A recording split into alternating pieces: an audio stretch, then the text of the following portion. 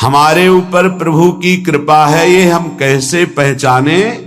तो ये 8 लक्षण प्रकट होने लगते हैं जिस पर हरिजू की प्रियाजू की कृपा है। पहला, घोर अपराध करने वाले के प्रति भी दया की भावना, शांति पहला लक्षण है। भाव में भी पहले शांत भाव है। हमारे ऊपर श्री हरिजू की कृपा है, इसकी पहचान ये 8 लक्षण। पहला, शांति, अर्थात घोर अपराधी के प्रति भी गुस्सा ना क्षमा करना, ये हरि की कृपा का लक्षण है। देख लो भाई, घोर अपराधी शब्द तो जाने दो, जरा सा प्रतिकूल हो जाए तो लाख समझाओ पर भ्रकुटी तनी रहती है। भला ऐसा है? अपराधी पर भी क्षमा का भाव होना, ये हरि कृपा पात्र में ही होगा, अन्य में नहीं। तो अगर अपने हृदय में ऐसा लगे कि ऐसा नहीं है तो हरिजू से प्रार्थना करनी चाहिए कि कृपा करो, मेरे में सामर्थ्य आवे। दूसरा, अनुसूया, वो किसी भी के प्रति कभी भी कोई दोष दर्शन ही नहीं करेगा। दोष कथन, दोष श्रवण की तो बात जाने दो। अनुसूया, दूसरों के गुणों में दोष ढूंढना, ये नहीं होता। हरि कृपा पात्र में ये नहीं होता। ये सब भजन के नाश करने वाले। जैसे पहला अपराधी पर क्रोध कर देना, तो माया ने भेजा इसीलिए था कि तुम्हारे साथ व्यवहार ऐसा करे कि तुम क्रोध करो। क्रोध करोगे तुम्हारी ऊर्जा शक्ति नष्ट हो जाएगी, अध्यात्म में जो चलने की थी। और कहीं तुमने संकल्प कर लिया तो भजन शक्ति नष्ट हो जाएगी। तो अगर भजन बल है तो गया, जरूर उसको दंड मिलेगा, पक्का मिलेगा, 100% मिलेगा, लेकिन आप खाली हो गए। ना भजन करने की वृत्ति रहेगी और ना भजन रहेगा, दोनों बात। अनुसूया, किसी के सद्गुणों में दोष देखना, गुणों में दोष ढूंढना, ये हरि कृपा पात्र में नहीं होता। ये बहुत मंगलमयी बातें हैं जिससे हमारा भजन मार्ग पुष्ट होता है। तीसरा, वो बाहर से और भीतर से पवित्र रहता है, हरि कृपा पात्र। शौचाचार का ज्ञान होना चाहिए, वस्त्र आपके पवित्र होने चाहिए, ये बाहरी जल रज आदि के द्वारा बाहरी पवित्रता। और निष्कपटता, निश्चलता, सत्य भाव, ये अंदर की पवित्रता है। अगर कपट है, छल है, असत्य है तो हृदय मलिन रहता है। भीतर और बाहर से पवित्र रहना तीसरी जो कृपा का लक्षण है, अर्थात वो सदैव भगवत चिंतन परायण, शौचाचार का पालन करने वाला, बाहर और भीतर से हरि कृपा पात्र पवित्र रहता है। चौथा, ऐसे कार्यों का अनुष्ठान न करे जिनमें हमारा भजन छूटता है, जिनमें सत्य छूटता है, जिनमें भगवत भाव छूटता है। जैसे आपके ऊपर कृपा हुई, आप भगवत मार्ग में चल रहे हैं, अब आप ऐसे संसारिक कार्यों का अनुष्ठान कर रहे हैं जिनमें आपकी चित्त वृत्ति बिल्कुल भगवत विमुख हो रही, तो जीवन का लाभ क्या होगा? लाभ तो है भगवत स्मरण सहित। जैसे कल एक ने प्रश्न किया कि मैं खाता तो नहीं हूं लेकिन मांस की दुकान में मांस बेचता हूं, होटल आदमी, क्या उचित है? ये उचित कैसे हो सकता है? तुम और भी तो व्यापार कर सकते हो।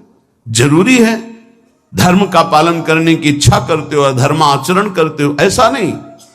तो विरत बहुकर्मा, उन कर्मों से हमें विरत रहना है जो हमारे धर्म के विरुद्ध है, जो भजन के विरुद्ध है। हरि कृपा पात्र ऐसे कर्मों का अनुष्ठान कर ही नहीं सकता। अपने भजन का फल देखना भगवत कृपा पात्र के, सबको प्रदान कर देना। हिम्मत है?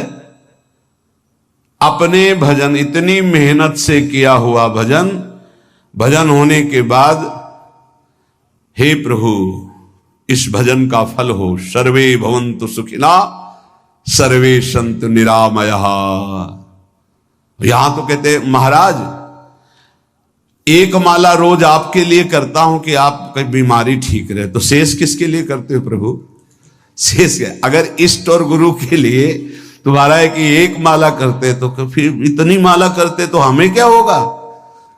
सब आपको दे देंगे तो हमें क्या होगा? तभी भजन का रहस्य नहीं जाना। छठवां,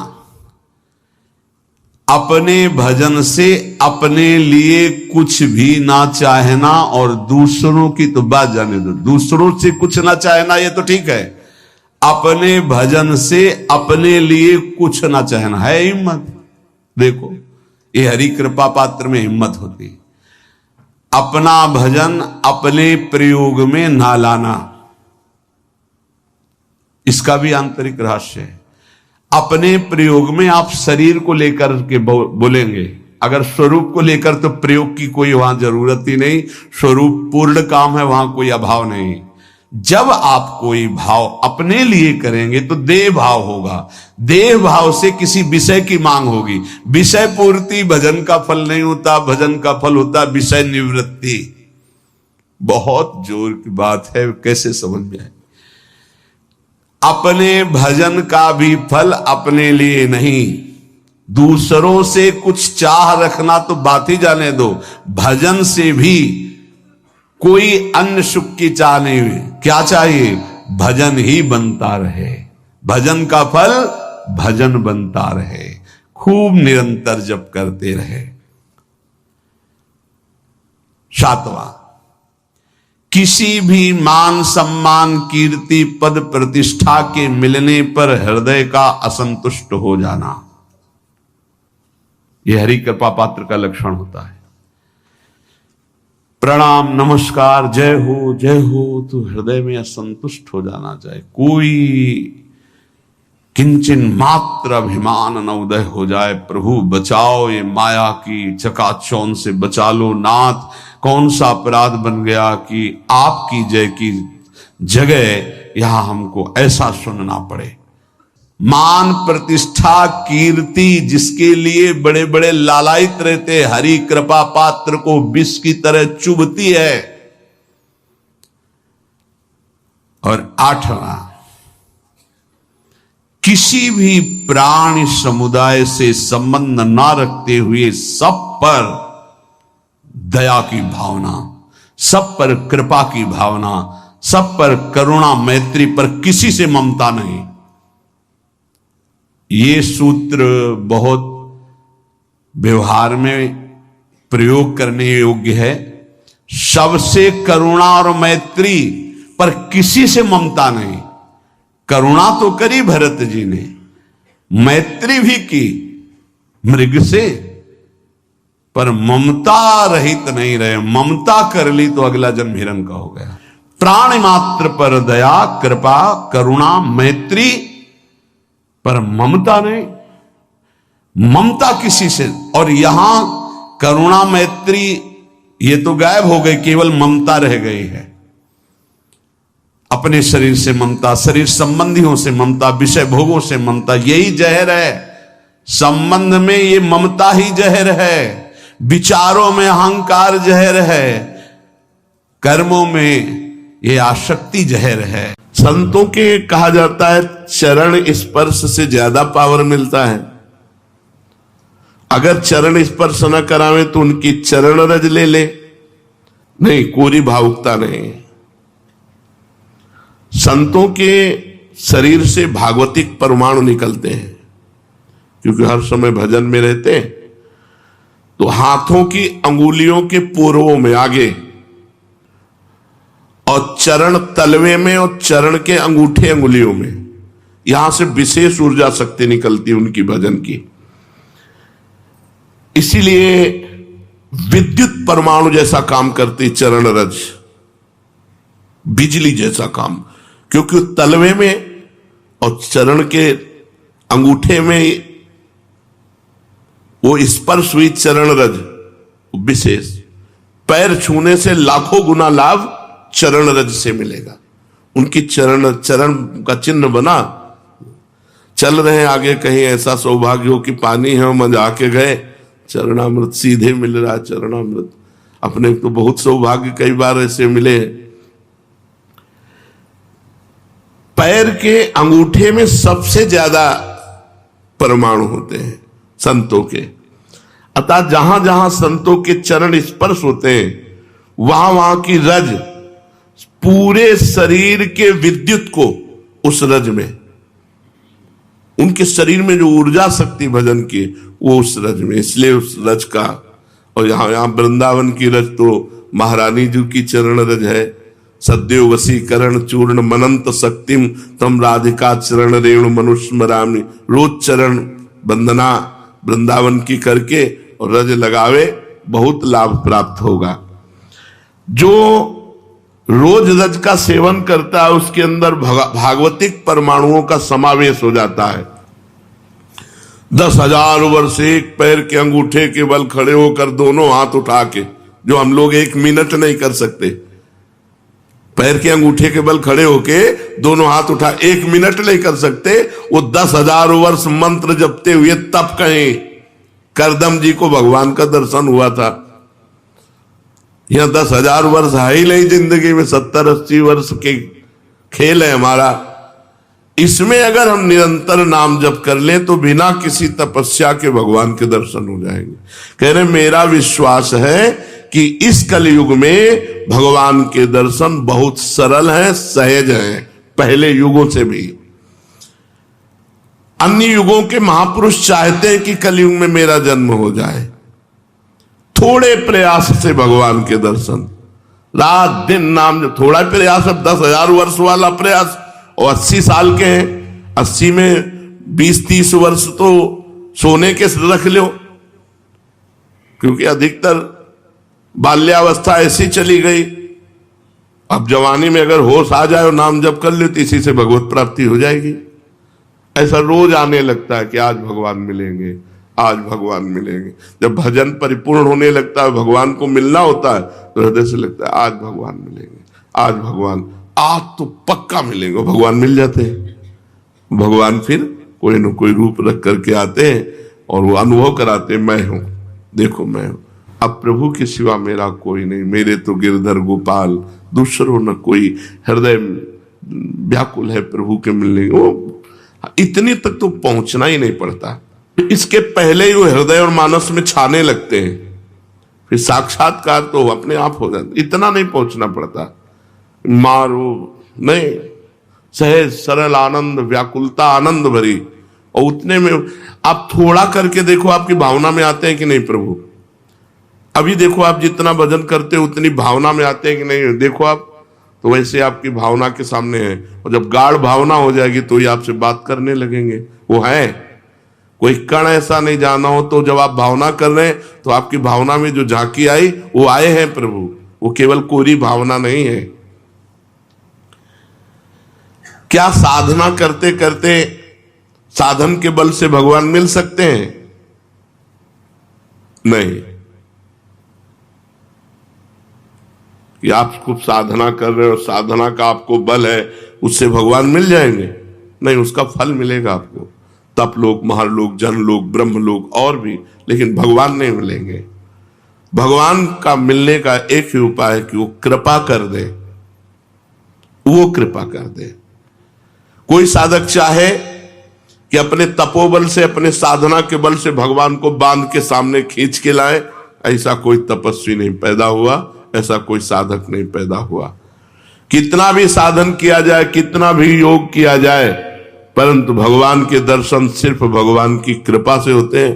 हाँ, वो देखकर द्रवित हो जाए कि बहुत तप कर रहा है, बहुत साधन कर रहा है, थक गया है, अब द्रवित होके भगवान दर्शन दे रहे। लेकिन कोई अपने तपोबल से, कोई ये कि मैं साधना कर रहा हूं, भजन बल से भगवान को अधीन कर, ऐसा नहीं कर सकता।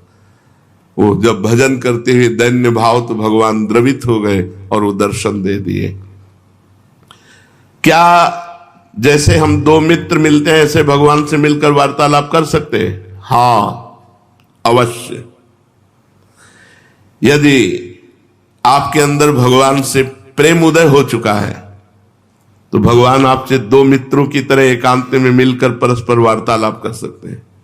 बिल्कुल, इच्छा जगाओ, मिलने की इच्छा जगाओ। जब एकांत में भक्त और भगवान बातें कर रहे हैं तो दूसरा देख सकता है, दूसरा सुन सकता है? नहीं। मान लो यहीं बैठकर भगवान से बातचीत हो रही हो, तो जैसे नारायण स्वामी थे, कहते भाग तू भाग, कितना भागेगा, और कपड़ा समेट के पीछे भागते, तो लोग देखते कोई नहीं सामने, तो बाबा पागल हो गया है। कुसुम सरोवर तक दौड़ के आते, फिर लौटते, फिर मुखारबिंद तक दौड़ के जाते, फिर वहां। जब प्रेमी जनों ने पूछा तो बोले हमारी उसकी छुआछुई हो रही, वो देखो सामने दौड़ रहा है, मैं उसे पकड़ रहा हूं।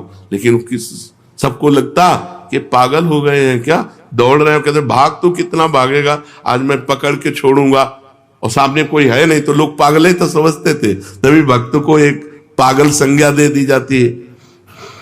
जिसको समझाने के लिए बिजली का भारी करंट मार दिया जाए, झटके में वो बस ऐसे। भगवान अनंत सामर्थ्यशाली। कहते हैं तुम घर सजाओ भगवान आएंगे। हाँ, तो मन का घर, ये बाहर वाला घर सजाने से नहीं कि बाहर आप खूब सजा दो लीप पोत के, तो भगवान यहां मन रूपी घर को, मन से संसार रूपी कूड़ा निकल जाए, दैवी संपदा आ जाए, मन मंदिर बना लो, मन सजा लो, मन के दुर्गुण हटा लो, मन को संसार से खाली कर दो, भगवान आ जाएंगे।